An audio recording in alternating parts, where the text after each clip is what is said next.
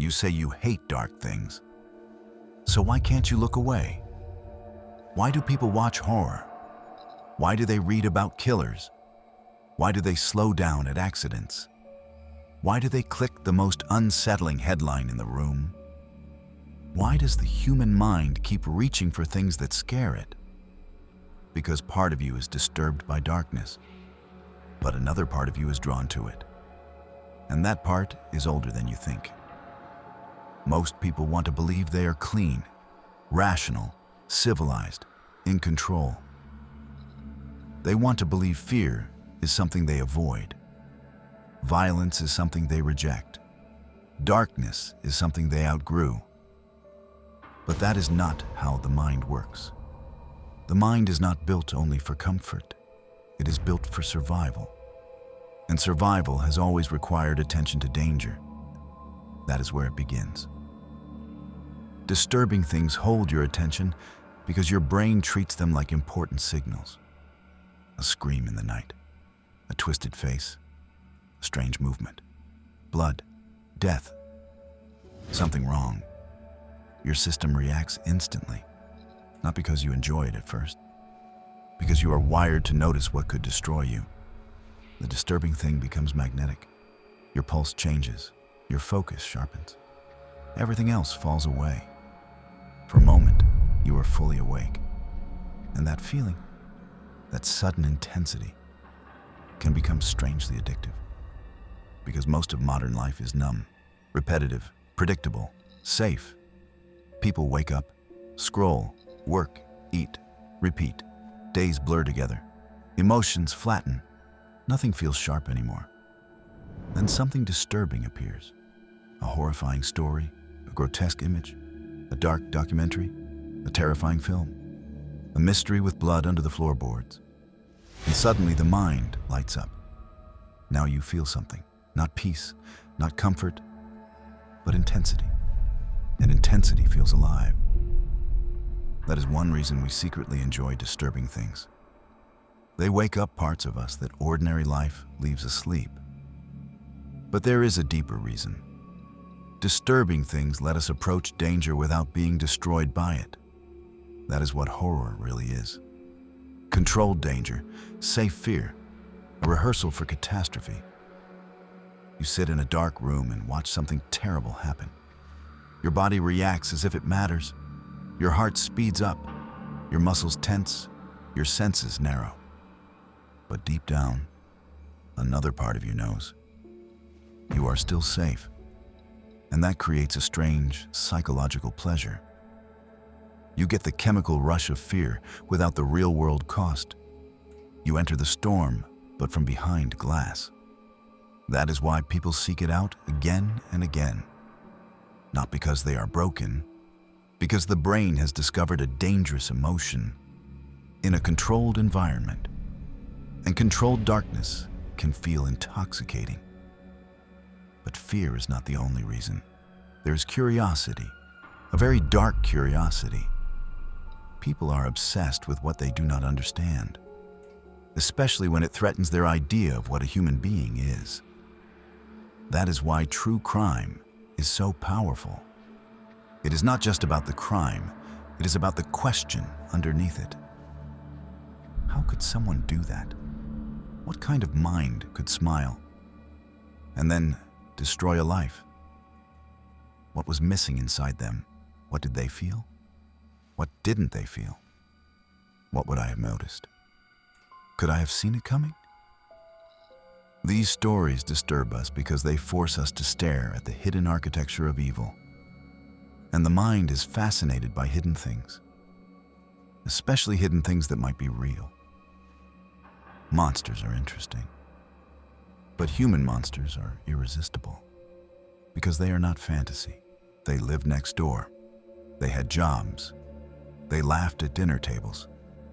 They looked normal. That is what makes them unforgettable.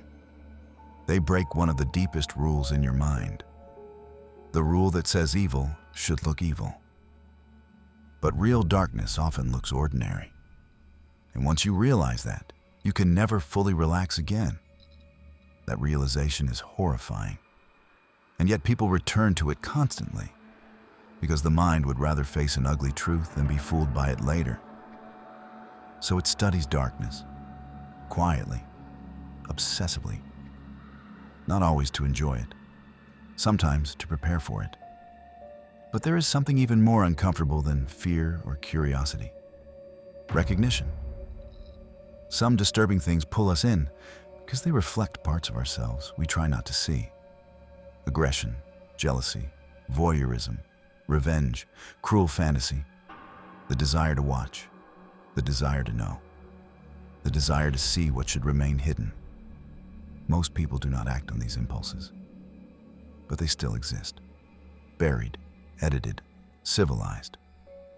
Then a disturbing story, image, or scene gives those impulses a legal exit.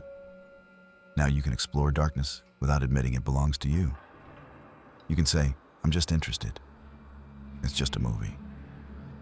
It's just psychology. It's just curiosity."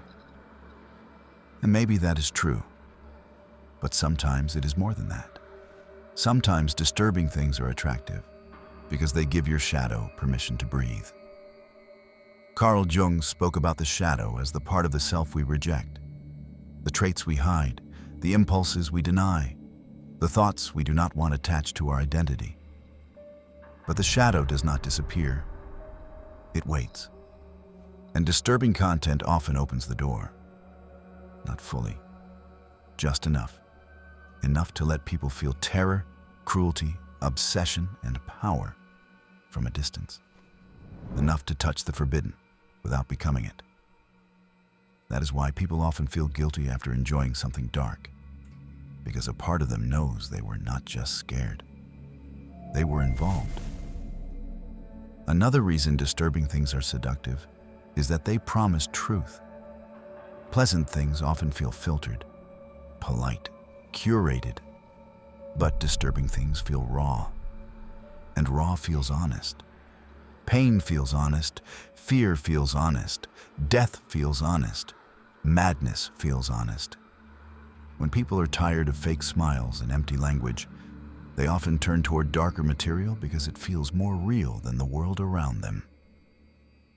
Dark stories strip the mask off life.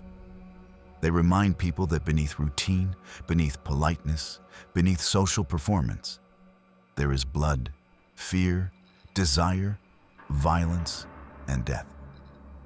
That is not comforting, but it is real. And people are drawn to reality even when it hurts, especially when it hurts, because pain has weight. It proves something is there. This is why disturbing art can feel beautiful, not because the subject is beautiful, because truth is, even ugly truth. And maybe that is the strangest part of all. Sometimes what disturbs you is also what makes you feel most awake, most honest, most present. That does not make you evil. It makes you human. But it does reveal something people prefer not to admit. The human mind is not purely drawn to light. It circles the fire.